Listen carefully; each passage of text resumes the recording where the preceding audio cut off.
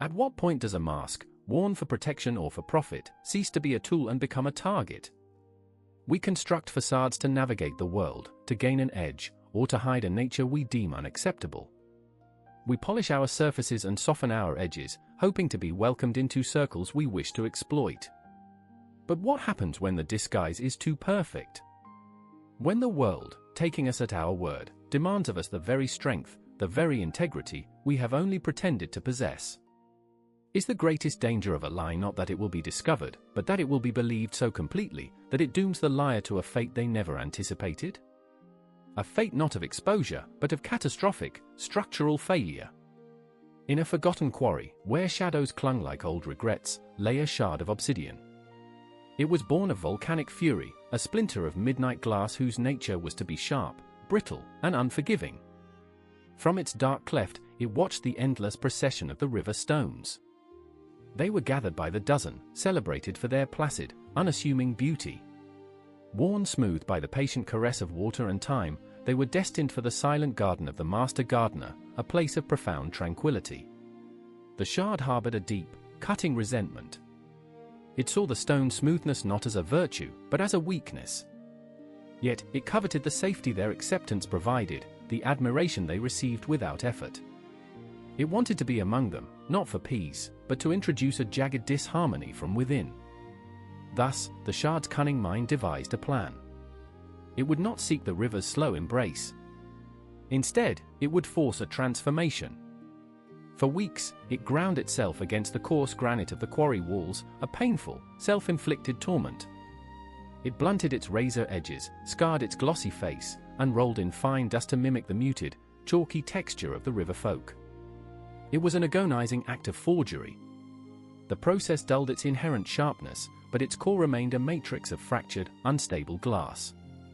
It was a perfect counterfeit, a hollow imitation of tranquility concealing a heart of brittle rage.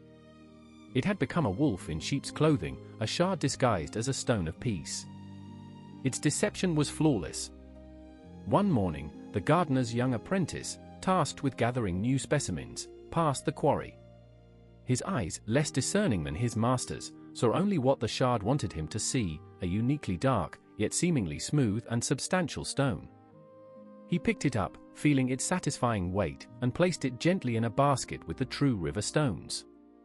A silent, cold triumph surged through the obsidian. It was in. It was past the gates, nestled amongst its unsuspecting victims, dreaming of the subtle chaos it would wreak upon the garden's perfect raked sand.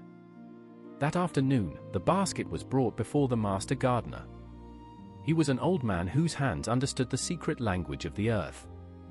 His diligence was legendary. He was not merely arranging a garden, but composing a silent symphony of form and emptiness. He was constructing a great stone lantern, a beacon of stillness for the garden's center. For this, he required a special piece, a keystone for its base. A heartstone that could bear the weight of the entire structure above it, a stone of absolute, uncompromising integrity. His gnarled fingers sifted through the basket, bypassing the familiar, gentle curves of the river folk. Then, they closed around the obsidian shard. He felt its unusual density, its feigned smoothness, its deceptive heft. He did not detect the lie, rather, he misinterpreted it. He mistook the compacted dust and brutalized surface for a sign of incredible resilience, a unique integrity born of some unknown pressure. Here, he thought, was the perfect heart for his lantern. He had found the one piece that could withstand the final, focused pressure of the assembly. He lifted the shard and placed it with reverence into the core of the lantern's base. The obsidian waited, poised for a long, slow rain of secret malice. But its purpose was not to be the gardener's. The master took up a heavy wooden mallet. He took a steady breath. He was not testing for a fake, he was relying on what he believed to be true. With one swift, precise, and powerful blow, he drove the central pillar down onto the keystone. The force was not a tap, but a commitment. For a true stone, it would have been a settling. For the obsidian, it was an absolute reckoning. Under the immense pressure it had pretended to possess, its internal fractures gave way. It did not crack. It did not split. It vaporized into a cloud of black, glittering dust, utterly and instantly annihilated. The disguise had not been its shield, but its death warrant. The shard's fate is a chilling allegory for the masks of competence and conformity we forge in our own lives. We enter professional and social arenas not as we are, but as we believe we are expected to be. We feign an unshakable confidence, a relentless positivity, a technical expertise we have only superficially acquired. This cunning is often rewarded. We are invited in, placed in the basket, and given a seat at the table. But the true danger emerges when we are finally taken at face value. A project's success is made to hinge on our celebrated expertise. A team's morale is made to depend on our manufactured resilience. We are chosen to be the keystone. And in that moment of ultimate trust, when the real weight of responsibility is applied, the persona shatters.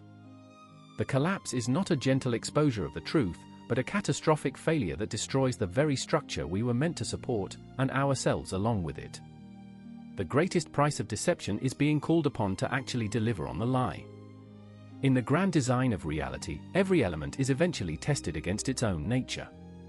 A facade may fool the eye and win a place of honor, but it can never bear the weight of truth. The hollow heart will always, eventually, be found out by the unforgiving force of consequence. This is the lesson of the Filiarium.